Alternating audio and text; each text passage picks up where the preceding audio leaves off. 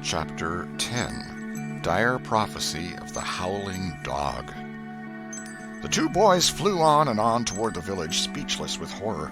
They glanced backwards over their shoulders from time to time, apprehensively, as if they feared they might be followed.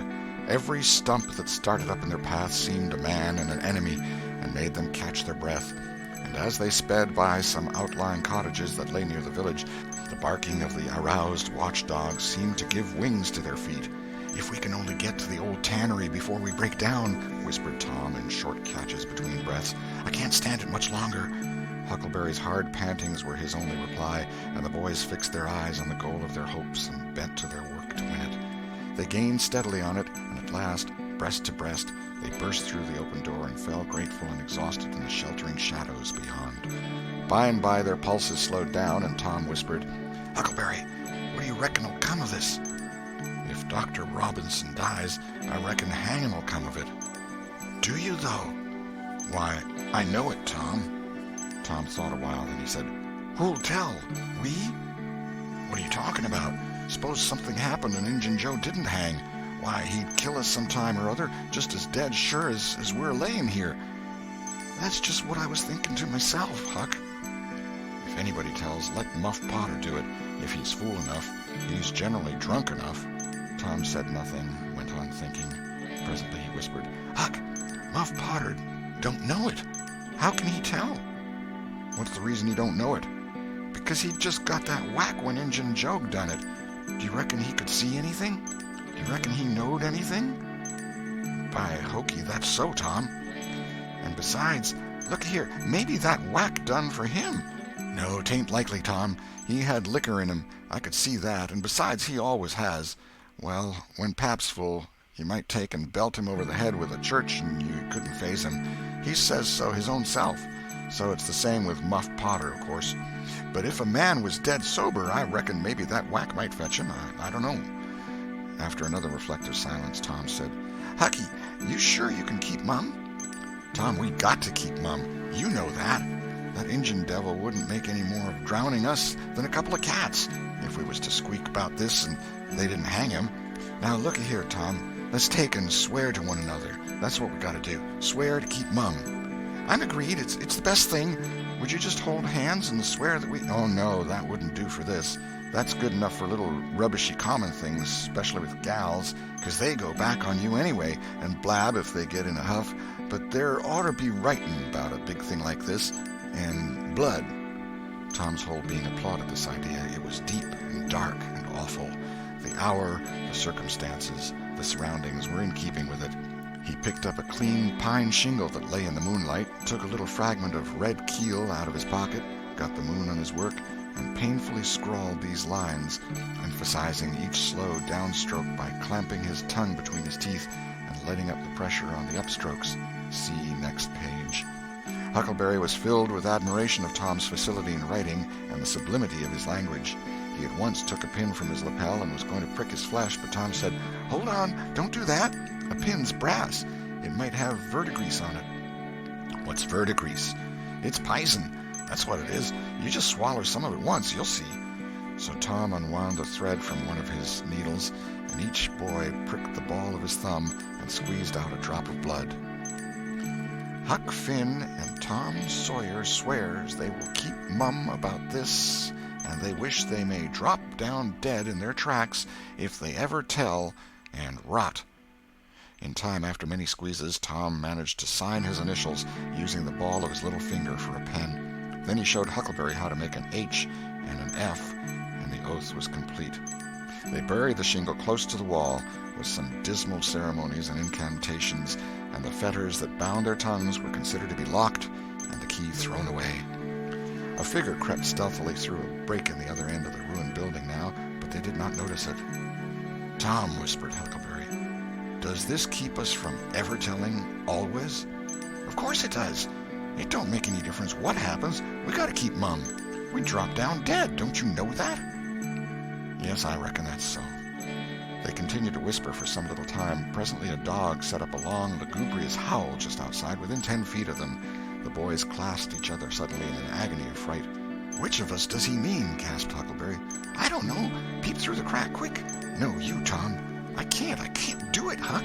Please, Tom, there 'tis again. Oh, Lordy, I'm thankful, whispered Tom. I know his voice. It's Bull Harbison. Note, if Mr. Harbison had owned a slave named Bull, Tom would have spoken of him as Harbison's Bull, but a son or a dog of that name was Bull Harbison. Oh, that's good. I tell you, Tom, I was scared to death, and I'd have bet anything it was a stray dog. The dog howled again. The boy's heart sank once more. Oh, my, that ain't no Bull Harbison, whispered Huckleberry. Do, Tom. Tom, quaking with fear, yielded and put his eye to the crack. His whisper was hardly audible when he said, Oh, Huck, it's a stray dog. Quick, Tom, quick. Who does he mean? Huck, he must mean us both. We're right together. Oh, Tom, I reckon we're goners. I reckon there ain't no mistake about where I'll go to. I've been so wicked. Dag fetch it, this comes of playing hooky and doing everything a feller's told not to do. I might have been good like Sid if I'd have tried, but no, I wouldn't, of course. But if ever I get off of this time, I lay I'll just waller in Sunday schools. And Tom began to snuffle a little. You bad? And Huckleberry began to snuffle too. Confound it, Tom Sawyer, you're just old pie, alongside of what I am. Oh, Lordy, Lordy, Lordy, I wished I'd only had half your chance. Tom choked off and whispered, Look, Hucky, look, he's got his back to us. Hucky looked with joy in his heart. Well, he has, by jingoes. Did he before? Yes, he did, but like a fool, I never thought. Oh, this is bully, you know. Now, who can he mean? The howling stopped, and Tom pricked up his ears. Shh, what's that? He whispered. Sounds like hogs grunting. No, it's somebody snoring, Tom. That is it. Whereabouts is it, Huck? I believe it's down at t'other end. Sounds so, anyway. Pap used to sleep there sometimes, along with the hogs, but laws bless you, he just lifts things when he snores. Besides, I reckon he ain't ever coming back to this town anymore. The spirit of adventure rose in the boys' souls once more. Hucky, do you dast to go if I lead? I don't like too much. Tom, suppose it's Injun Joe. Tom quailed, but presently the temptation rose up strong again, and the boys agreed to try, with the understanding that they would take to their heels if the snoring stopped. So they went tiptoeing stealthily down, one behind the other. When they had got to within 5 steps of the snorer, Tom stepped on a stick, and it broke with a sharp snap. The man moaned, writhed a little, and his face came into the moonlight. It was Muff Potter. The boys' hearts had stood still, and their hopes too, when the man moved, but their fears passed away now. They tiptoed out through the broken weatherboarding and stopped at a little distance to exchange a parting word. That long, lugubrious howl rose on the night air again. They turned and saw the strange dog standing within a few feet of where Potter was lying, and facing Potter, with his nose pointing heavenward. "Oh, Jiminy, it's him!" exclaimed both boys in a breath. "Say, Tom, they say a stray dog come howling round Johnny Miller's house about midnight as much as 2 weeks ago, and a whippoorwill come in and lit on a banisters and sung the very same evening, and there ain't anybody dead there yet." "Well, I know that, and suppose there ain't. Didn't Gracie Miller fall in the kitchen fire and burn herself terrible the very next Saturday?" "Yes, but she ain't dead, and what's more, she's getting better, too." "All right, well, you wait and see. She's a goner just as dead sure as Muff Potter's a goner.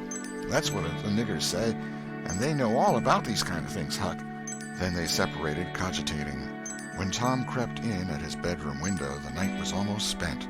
He undressed with excessive caution and fell asleep congratulating himself that nobody knew of his escapade. He was not aware that the gently snoring Sid was awake, and had been so for an hour. When Tom awoke, Sid was dressed and gone. There was a late look in the light, a late sense in the atmosphere. He was startled. Why had he not been called? Persecuted till he was up as usual. The thought filled him with bodings. Within 5 minutes he was dressed and downstairs, feeling sore and drowsy. The family were still at table, but they had finished breakfast. There was no voice of rebuke, but there were averted eyes. There was a silence and an air of solemnity that struck a chill to the culprit's heart. He sat down and tried to seem gay, but it was uphill work. It roused no smile, no response, and he lapsed into silence and let his heart sink down to the depths. After breakfast, his aunt took him aside, and Tom was almost brightened in the hope that he was going to be flogged, but it was not so. His aunt wept over him and asked him how he could go and break her old heart so, and finally told him to go on and ruin himself and bring her gray hairs with sorrow to the grave, for it was no use for her to try any more. This was worse than 1,000 whippings, and Tom's heart was sorer now than his body. He cried, he pleaded for forgiveness, promised to reform over and over again, and then received his dismissal, feeling that he had won but an imperfect forgiveness and established but a feeble confidence. He left the presence too miserable to even feel revengeful toward Sid, and so the latter's prompt retreat through the back gateway was unnecessary. He moped to school gloomy and sad, and took his flogging, along with Joe Harper, for playing hooky the day before, with the air of one whose heart was busy with heavier woes and wholly dead to trifles. Then he betook himself to his seat, rested his elbows on his desk and his jaws in his hands, and stared at the wall with the stony stare of suffering that has reached the limit and can no further go. His elbow was pressing against some hard substance. After a long time he slowly and sadly changed his position and took up this object with a sigh. It was in a paper. He unrolled it. A long, lingering, colossal sigh followed, and his heart broke.